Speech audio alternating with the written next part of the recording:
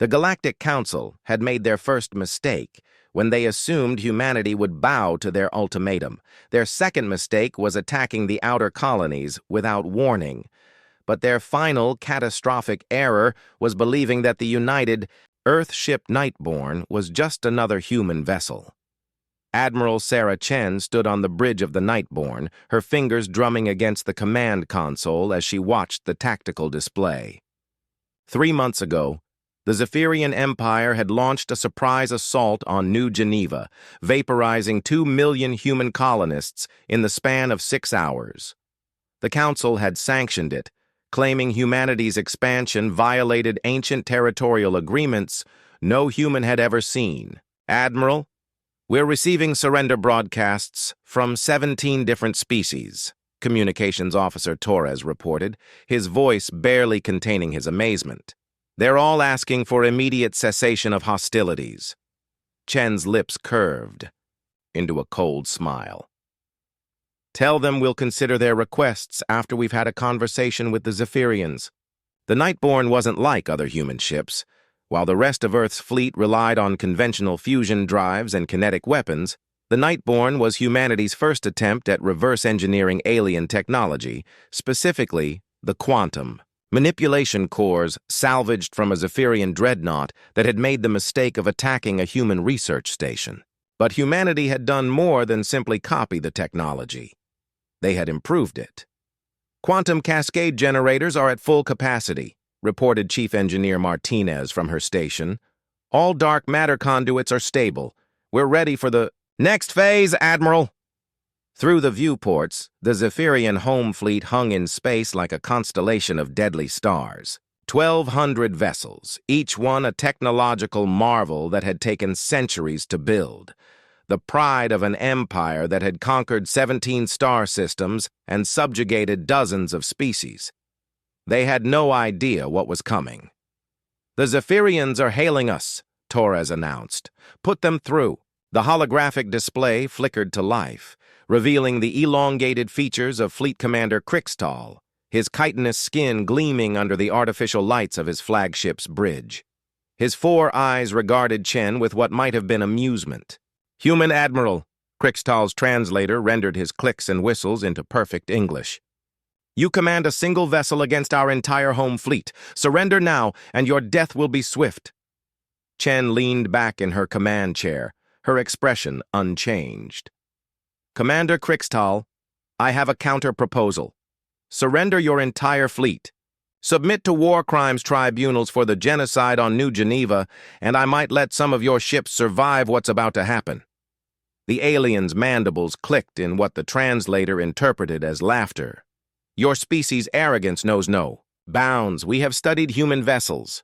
Your weapons cannot penetrate our shields. Your armor cannot withstand our particle beams. You're right, Chen admitted. Human vessels can't do those things. But the Nightborne isn't a human vessel anymore. She nodded to Martinez, who activated the quantum cascade generators. The first sign that something was wrong came when the Nightborne simply vanished from conventional sensors. Then the gravitational readings began spiking across the Zephyrian fleet as space-time itself began to warp around Chen's ship. Impossible, Crixtal hissed. No species has mastered quantum phase manipulation. No alien species, Chen corrected. But you made one critical error in your assessment of humanity. You assumed we'd play by your rules. The Nightborne rematerialized directly inside the Zephyrian flagship's shields, its hull glowing with barely contained quantum energy. Before Crixtal could give orders, the human vessel unleashed its primary weapon, a concentrated stream of weaponized dark matter that didn't just penetrate the flagship's armor, but converted it into pure energy. The explosion was visible from 3 star systems away. But Chen wasn't finished. The Nightborne began phase-jumping throughout the Zephyrian fleet, appearing and disappearing like a vengeful ghost. Each materialization brought devastation. Ships that had taken decades to construct were reduced to expanding clouds of superheated plasma in seconds. How? Crixtal's voice came through the static of his dying ship's communications array.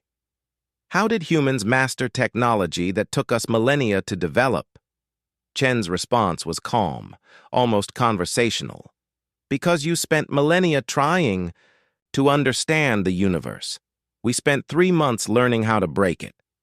The Nightborne's quantum manipulation didn't just allow it to phase through space. It allowed it to manipulate the fundamental forces that held matter together. Where Zephyrian weapons fired energy, human weapons fired entropy itself. Within an hour, the mighty Zephyrian home fleet was nothing but debris and radiation. The Nightborne hung motionless in space, its dark hull scarred but intact, surrounded by the slowly expanding wreckage of 1,200 alien vessels. "Admiral," Torres reported, his voice subdued by the scope of the destruction they'd witnessed. "We're receiving communications from the Galactic Council. They're requesting an immediate peace summit." Chen studied the tactical display, where red icons representing Zephyrian ships were winking out one by one as their life support systems failed.